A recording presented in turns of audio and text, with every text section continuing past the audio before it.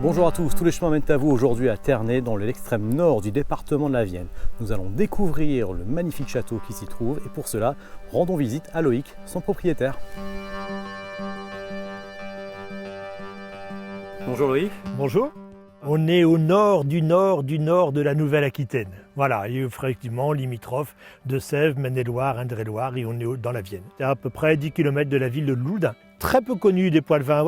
Les Poix-de-Vin ont tendance à aller plutôt vers le sud, aller chercher le soleil. Alors il est construit au XVe siècle par un chevalier amoureux qui s'appelait Bertrand de Beauvau. Et en fait, il veut faire un cadeau à son épouse. Et comme il savait faire des choses vraiment avec beaucoup de goût et de raffinement, eh bien, il lui offre un château. Nous, on arrive avec les valises. En 1606 à Ternay, le château est déjà construit. On venait pendant les vacances à l'époque de mon grand-père et de mes parents. Et maintenant, on s'occupe à plein temps du château. C'est un château de style gothique, mais qui, dans certains aspects, est très précurseur de la Renaissance. Le chevalier apparemment revient d'Italie lorsqu'il fait construire ce château.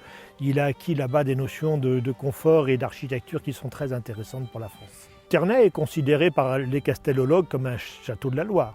C'est un château de la Loire. Il rassemble les caractéristiques des châteaux de la Loire, construits en tuffeau, avec les prémices de la Renaissance. Ouais. Aujourd'hui, c'est pas très grand, le parc qui est clos fait 45 hectares. Mais c'est quand même du travail parce qu'il faut entretenir les allées pour que nos hôtes et nos visiteurs puissent se promener très confortablement. Donc c'est du travail quand même, oui.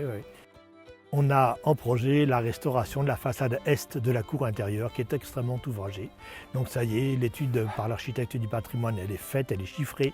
Et maintenant on attend les autorisations de travaux et le budget est bouclé. Alors c'est des travaux qui ont été retenus pour le loto du patrimoine. Donc c'est financé en partie par le loto du patrimoine. C'est financé par la DRAC et c'est financé par notre association. C'est un château intéressant parce que c'est un château qui est de transition entre la fin du Moyen-Âge et le début de la Renaissance. Et chaque petit coin a son histoire. Il y a des tas de choses à raconter sur ce château. Il y a plein d'anecdotes. C'est un château qui se visite. On fait visiter, pas toutes les pièces évidemment, parce que le château est occupé aussi par des chambres d'hôtes et d'autres activités. Mais on le visite, voilà, on montre les pièces les plus intéressantes du château en fait. Vous nous emmenez ? Allez, c'est parti. Voilà. Alors, vous n'en profitez pas pour me frapper. Ouais. Imaginez par exemple cette tour ici. Au début des travaux, il n'y avait pas de fenêtre. C'était comme entrée. Il y a une cinquantaine de pièces. Ce n'est pas des grandes pièces parce que Ternay était un château, c'est pour lui un pied-à-terre à la campagne. On est peut-être optimiste quand on dit qu'il venait passer une semaine par an à Ternay. Et donc ce n'est pas un château construit pour faire des fêtes, c'est vraiment un château où il vient de temps en temps. Voilà, avec toute sa bande, il occupe à peu près 50-60 personnes débarquent à Ternay lorsqu'il est présent. Alors ici nous sommes dans le donjon, la tour principale du château. Et dans cette tour, à tous les étages, c'était des salles de garde. À l'origine, dans celle-ci, il y avait sous ces deux ouvertures quelques marches pour donner l'accès direct au chemin de ronde crénelé qu'on aperçoit à l'extérieur. Alors ici, la loggia. Donc il faut imaginer cette salle au XVe siècle, mais sans ses vitraux. Les trois ouvertures donnant vue sur la cour, mais aussi sur la plaine devant le château. Alors la chapelle du château est toute petite. C'est normal parce qu'en fait elle est ce que l'on appelle une chapelle castrale. Ça veut dire que c'est une chapelle privée réservée aux chevaliers et à sa famille. Le passage ici peut être extrêmement difficile et je sais de quoi je parle puisque je suis l'auteur de cette magnifique sculpture, voyez-vous.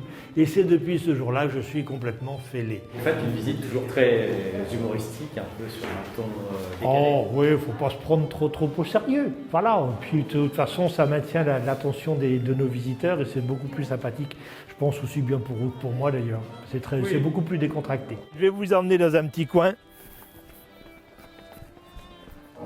Qui vient troubler la tranquillité de mon châtelet de Ternay? À moi, Bertrand de Beauvau, sénéchal Manjou. Vous m'avez reconnu.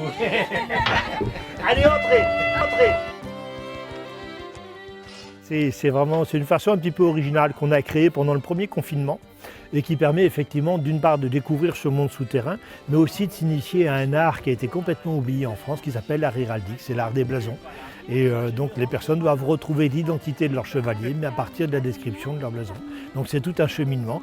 Normalement, on fait en sorte qu'ils s'en sortent. De toute façon, s'ils ne se trouvent pas la bonne réponse, je l'ai dit, ils sont punis sévèrement. Vous avez réussi, bravo. Bon, ben, vous avez tous gagné, vous avez le droit à la petite récompense. Ah, là, vous avez du coup. On voit les fossiles. Voilà. Ça me fait tandis que les pierres. Merci beaucoup. Bon, j'espère que vous aurez passé un bon petit moment à Ternay. C'était Très sincèrement, oui. Franchement. Merci beaucoup, c'était un plaisir de vous accueillir et puis je souhaite qu'on verra beaucoup de visiteurs à Ternay. En tout cas, on adore faire visiter la maison, c'est une maison qui est vraiment très agréable à montrer.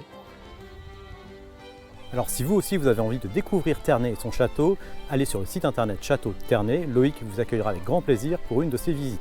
Moi, je vous retrouve très bientôt pour de nouvelles découvertes dans notre belle région de Nouvelle-Aquitaine.